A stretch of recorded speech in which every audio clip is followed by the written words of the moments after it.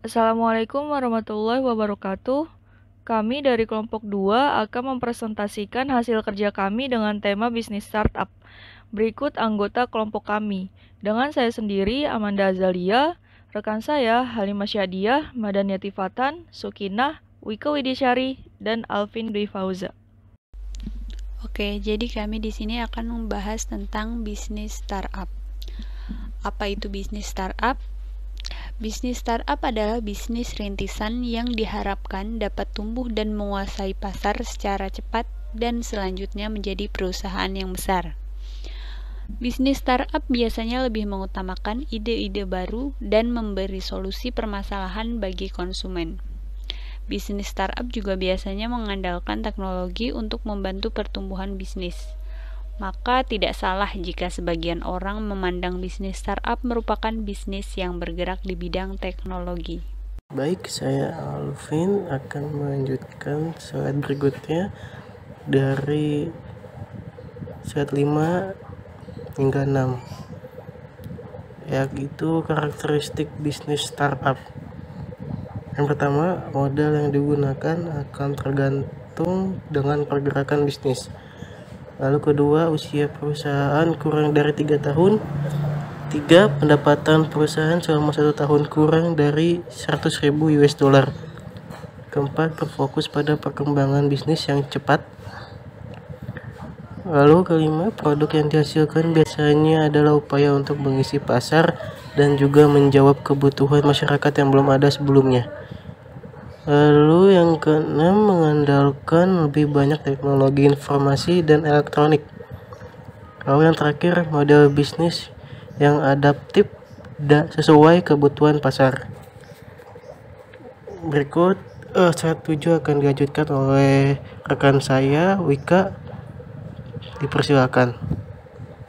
Selanjutnya, peluang bisnis startup di Indonesia. Di Indonesia sendiri sebenarnya memiliki banyak peluang untuk mendirikan bisnis startup. Terdapat lebih dari 1.000 pelaku bisnis startup di Indonesia dengan perkembangan yang cukup baik. Bahkan di beberapa daerah telah memiliki komunitasnya sendiri. Misalnya di Bandung, ada Bandung Digital Gallery dan Asosiasi Inkubator Bisnis Indonesia. Kisah sukses bisnis startup di Indonesia. Berikutnya adalah Gojek. Berangkat dari pengalaman kerjanya, Nadim seringkali menggunakan jasa ojek setiap kali berangkat atau pulang. Sayangnya, tidak jarang Nadim mengalami kesusahan mencari tukang ojek di saat-saat tertentu. Selain itu, ia juga sering mendengar kisah tukang ojek yang sulit menemukan pelanggan. Dari sini, kemudian Nadim mulai membangun fasilitas pendukung berbasis teknologi yang mampu menjembatani antara tukang ojek dengan pelanggan. Di tahun 2015, nama Gojek semakin familiar dan bahkan bisa ditemui di hampir seluruh kota di Indonesia. Kini Gojek dikenal sebagai perusahaan teknologi jasa transportasi terbesar di Indonesia. Nilai kapitalisasinya mencapai 53 triliun dan masuk dalam kategori perusahaan unicorn berlevel dekakorn. Kini, Nadim memegang saham Gojek sebesar 4,81% setelah dirinya mengundurkan diri dari CEO Gojek pada Oktober 2019. Saham ini membuat Nadim memiliki kekayaan sebesar 1,4 triliun. Kisah sukses bisnis startup di Indonesia berikutnya yaitu Tokopedia.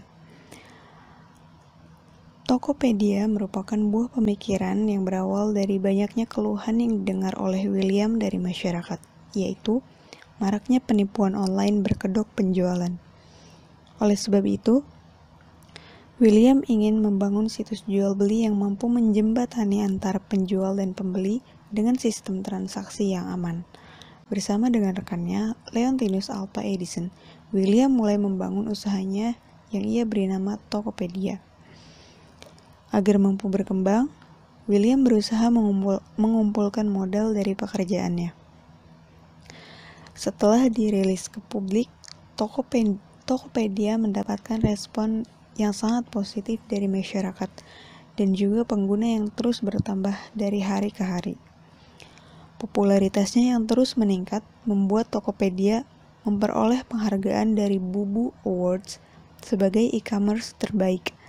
Di tahun-tahun berikutnya, Tokopedia terus-menerus mendapatkan suntikan modal pengembangan usaha.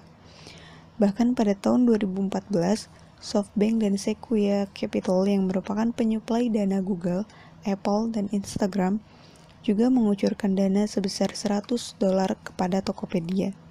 Kini, Tokopedia telah masuk dalam daftar perusahaan unicorn sekaligus menjadi salah satu e-commerce terbesar di Indonesia. Kisah sukses startup di Indonesia selanjutnya adalah Traveloka. Ferry Unardi adalah sang pendiri Traveloka yang saat ini telah digunakan oleh hampir seluruh masyarakat Indonesia ketika hendak melakukan perjalanan. Pria yang merupakan lulusan IT Microsoft, cabang Seattle ini ternyata merasa bahwa Microsoft bukanlah dirinya. Namun dengan kemampuannya, ia akhirnya mendirikan sebuah startup. Pada awalnya, peluncuran Traveloka sebagai startup terbesar di Indonesia sebenarnya bukan untuk menjadi online travel agent seperti sekarang ini, namun hanya sebagai meta search travel serta agregator penerbangan saja agar memudahkan pengguna ketika akan mencari tiket pesawat. Namun, dengan berkembangnya pasar serta minat e-ticketing dan pemesanan tiket yang cepat, maka Traveloka memutuskan untuk menyediakan jasa lainnya seperti yang berkembang saat ini.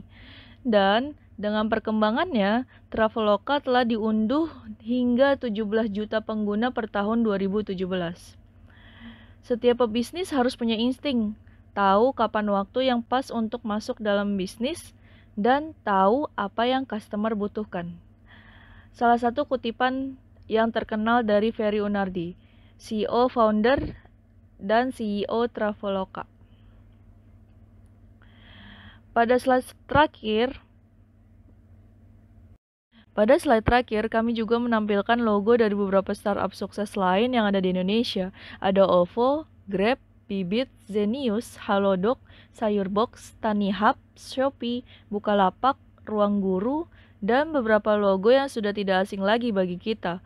Itu adalah daftar beberapa startup sukses yang ada di Indonesia. Seperti kita tahu, Indonesia menyumbang 7 perusahaan rintisan yang telah menyandang gelar unicorn dan decacorn. Rasanya itu merupakan angin segar bagi Indonesia untuk semakin memajukan bisnis startup di negara kita. Sekian presentasi dari kelompok kami. Jika terdapat kekurangan, mohon dimaafkan. Wassalamualaikum warahmatullahi wabarakatuh.